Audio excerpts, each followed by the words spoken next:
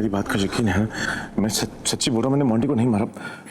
मुझे नहीं पता वो गोली कैसे चली, बट वो मोंटी छोटा भाई है मेरा, मैं उसे कैसे मार सकता हूँ? प्लीज मेरी बात का तुम यकीन करो, मैंने नहीं मारा मोंटी को। रवि, मैं जानती हूँ कि तुमने उसे नहीं मारा है, तो प्लीज शांत हो जाओ, बस कुछ देर कुछ मत कहो। मैं जानती हूँ कि तुम पर क्या गुजर रही होगी, लेकिन हमें हिम्मत से काम लेना होगा और देखना तुम्हें कुछ नहीं होगा। तुम्हें कोई नहीं ले जा सकता इस घर से, मैं कुछ होने ही नहीं दूंगी तुम्हें, और ये बात मैं प्रूव करके ही रहूंगी कि तुमने कुछ नहीं किया। रवि, मुझे कुछ भी हो जाए, मैं हमेशा तुम्हारा साथ दूंगी, मैं हूँ तुम्हारे साथ। मैं अच्छी तरह जानती हूँ, मुझे विश्वास है तुमने कुछ नहीं किया। मुझे मालूम है तुम्हें कुछ नहीं होगा। बेटा, नीचे हालात बहुत बिगड़ गए। नीचे गुरविंदर जी और इवेंट मैनेजर और वो वेटर तीनों अपनी गवाही देने के लिए तैयार हैं आई विटनेस के तौर पर। मुझे तो कुछ समझ में नहीं आ रहा कि करें तो क्या करें। वो लोग ऐसे कैसे कर सकते हैं? रवि ने ये कुछ भी नहीं किया है, ये गलतफहमी है। चाची जी को क्या हो गया है? मैं रवि को कहीं नहीं जाने दूंगी। माँ, आप कुछ कीजिए ना, किसी को फोन कीजिए, कुछ भी कीजिए। काश मैं कुछ कर पाती बेटा, हालात अब हमारे हाथ में नहीं रहे। जिस तरह से कार्रवाई चल रही है, हालात हमारे हाथ से। मिस्टर रवि ग्रेवाल, हमारे पास आपके खिलाफ ठोस सबूत है। 3 चश्मदीद गवाहों के बयान है हमारे पास, हमें आपको अरेस्ट करना होगा। हाँ, आप इसे कहीं नहीं ले जा सकते हैं, सब झूठ बोल रहे हैं, इसने कुछ भी नहीं किया। रवि, मैं तुम्हें कहीं नहीं जाने दूंगी। उन्हें अपना काम करने दो प्लीज। इंस्पेक्टर हवलदार, अरेस्ट करो इन्हें। आप अरेस्ट नहीं कर सकते इनको। इंस्पेक्टर साहब प्लीज। इसकी जरूरत नहीं है, मैं चलता हूँ। रवि, इंस्पेक्टर साहब, आप मेरी बात तो सुनिए। इंस्पेक्टर साहब, आप प्लीज मेरी बात सुनिए।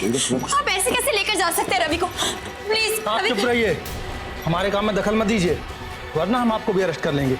आप प्लीज मुझे अरेस्ट कर लीजिए। वैसे भी वो गन मेरी थी। अगर आपको सच में किसी को अरेस्ट करना है तो आप मुझे लेकर जाइए। उसने गोली नहीं चलाई है, वो गन भी उसकी नहीं थी। आप प्लीज उसको जाने दीजिए, आप मुझे अरेस्ट कर लीजिए। रवि, तुम्हारी कोई गलती नहीं है। नहीं तो मेरी बात समझो, तुमने ऐसा कुछ नहीं किया। सबको ऐसा लग रहा है, लेकिन मैं जानती हूँ। मेरी बात उन्हें अपना काम करने दो। कुछ नहीं होगा मुझे। नहीं रवि, कुछ नहीं होगा। रवि, बहुत मुश्किल से हमारे बीच में सब ठीक हुआ है। ये सब पता नहीं क्यों और कैसे हो गया, लेकिन मैं तुम्हें कोई नुकसान नहीं पहुंचे। नहीं रवि, ये सब नहीं हो सकता है। हमारी जिंदगी में हमेशा इतनी प्रॉब्लम्स आई है, अब नहीं आ सकती। रवि, इंस्पेक्टर साहब, आप इसको ऐसे लेके नहीं जा सकते। अच्छा, तो क्या कर लोगी तुम? इंस्पेक्टर साहब, मैं कमिश्नर साहब से बात करना चाहती हूँ। ठीक है मैडम, ये भी कर लीजिए, लेकिन एक बात बताओ मैडम, आपकी ये कोशिश भी बेकार जाएगी।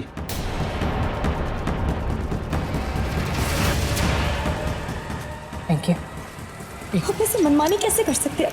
प्लीज उन्हें अपना काम। नहीं रवि, उन्हें अपना काम करने दो। तुम कहीं नहीं जाओगे, तुमने कुछ नहीं किया। वैसे भी रवि, बहुत मुश्किल से हम दोनों के बीच में सब ठीक हुआ। मैं फिर से ये सब खत्म नहीं होने दूंगी।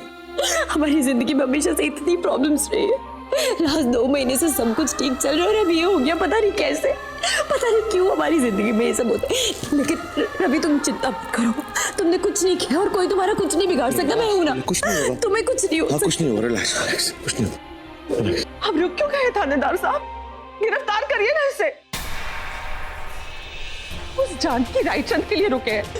उसे क्या लगता है वो अपने पैसे के धौंस से इस खूनी को बचा लेगी, मेरे बेटे के कातिल को बचा लेगी? नहीं, कमिश्नर भी ना ऐसे बुरे काम में इसका साथ नहीं देगा। बेटा, मेरी कमिश्नर साहब से बात हो गई है। उन्होंने कहा कि इस मामले की वो खुद जांच करेंगे। अगर रवि निर्दोष है तो उसे रिहा कर देंगे, लेकिन इस वक्त उसे गिरफ्तार करके ले जाना होगा।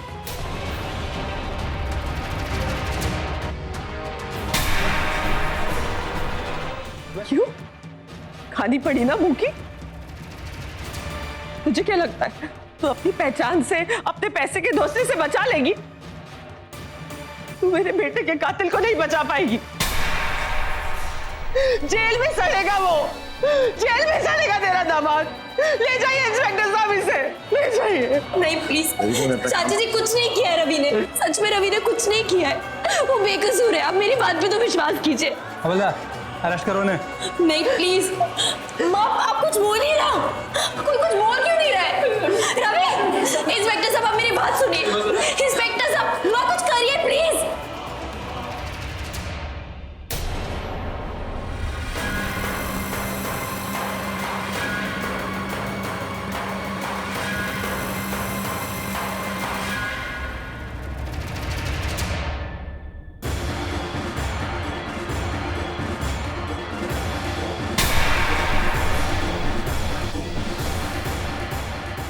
अब तुम मेरे शिकंजे में फंसे हो मिस्टर रवि ग्रेवाल। मुझे तुमसे एक पुराना हिसाब भी चुकता करना है। और पहले मैं तुम्हें अपना परिचय दे दूं। इस थाने में मैं नया ट्रांसफर होकर आया हूँ। इससे पहले इस थाने के जो इंचार्ज थे वो मेरे चचेरे भाई थे। कुछ याद आया? जिनको तुमने इसी थाने में नारी शक्ति वालों को बुलाकर धमकाया था, जिनका मीडिया के सामने तुमने बुरी तरह से इंसल्ट किया था। जब उन्होंने मुझे तुम्हारी इस हरकत के बारे में बताया तो मेरा खून खौल गया था। अब देखो ना, तुमने मेरे चचेरे भाई का अपमान किया और तुम आज अपने चचेरे भाई का खून करने के जुर्म में इस जेल में बंद हो। क्या इत्तेफाक! और इसकी तहकीकात भी मैं ही कर रहा हूँ। अब इसे तुम अपना बैड लक समझो या मेरा गुड लक। वैसे जेल पहले भी जा चुके हो या पहली बार है? नहीं, ऐसे ही पूछ रहा था, क्योंकि अब तो तुम्हें ऐसी जेल में बंद रहने की आदत डालनी होगी। शक की तो कोई गुंजाइश ही नहीं। केस बिल्कुल साफ है। मर्डर की वजह है जलन। तुम्हारे भाई ने पार्टी में किसी अवार्ड को लेकर तुमसे झगड़ा किया। बातों ही बातों में वो सब लोगों के सामने तुम्हारी पोल खोलने लगा।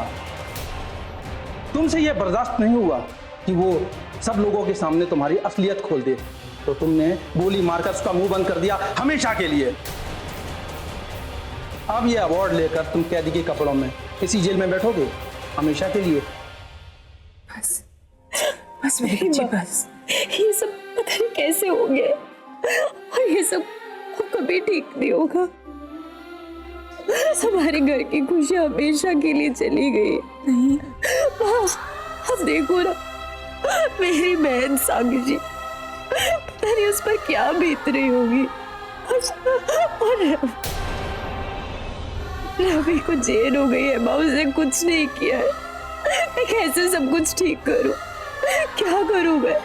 जब भी इस घर में खुशियां आती है ना, तो कुछ ना कुछ ऐसा हो जाता है कि हमारी सारी खुशियां छिन जाए। हमेशा रवि और मैं अलग हो जाते हैं। ये सब कभी ठीक नहीं होगा माँ। ऐसे मत प्लीज, संभालो खुद को। बस मेरी बच्ची बस संभालो। देखो, कभी कभी कुछ सवालों के जवाब ना इंसान के पास नहीं होते। जो किस्मत में लिखा होता है वो होकर रहता है। किसने ऐसे सोचा था कि मोंटी की ऐसे मौत हो जाएगी? लेकिन हाँ बेटा, मुझे इस बात का पूरा यकीन है कि रवि निर्दोष है। उसने मोंटी पर गोली नहीं चलाई। लेकिन इस वक्त मुझे साक्षी और गुरिंदर की भी बहुत चिंता है। वो दोनों तो टूट गई है और गुरिंदर तो यही मानती है कि ये गोली रवि ने चलाई है।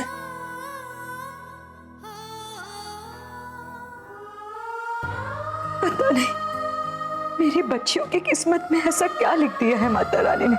समझ में नहीं आता कि ये सब क्यों होता है, किस लिए होता है।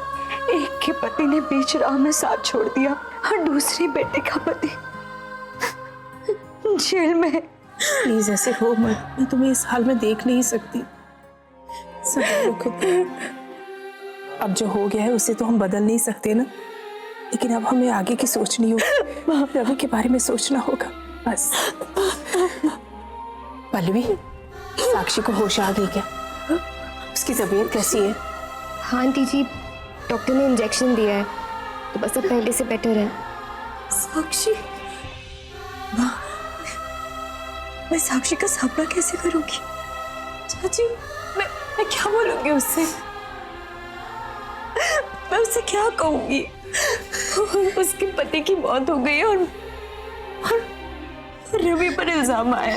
तू चिंता मत कर, तू बस अपने आप को संभाल। रही बात साक्षी की, तो वो तो तेरी छोटी बहन है ना। जितनी तू समझदार है उतनी वो भी समझदार है और तुझे तो बहुत अच्छे से समझती है। मेरा यकीन कर, वो तुझे समझ जाएगी, तेरी बात को समझेगी और रवि पे तो मुझे अपने आप से ज्यादा विश्वास है। मुझे भी पता है वो इतना बड़ा गुनाह कभी कभी कर ही नहीं सकता, लेकिन लाडू तुझे एक बार साक्षी से बात करनी होगी। वो हमेशा से ही कहती है कि तू तो उसका सहारा है, हर मुसीबत का सहारा। और अब जब वो इतनी बड़ी मुसीबत में है, तुझे साक्षी के सामने जाना होगा, तुझे उससे बात करनी होगी। हाँ बेटा, रेखा जी एकदम सही कह रही है। तुम दोनों बहनें ही आपस में बात कर लोगी ना तो मन हल्का हो जाएगा। मैं बात करती हूँ उससे, मैं समझाऊंगी कि हम सब है उसके साथ। मैं हूँ उसके साथ, उसे टूटने नहीं दूंगी माँ। मैं चाहती हूँ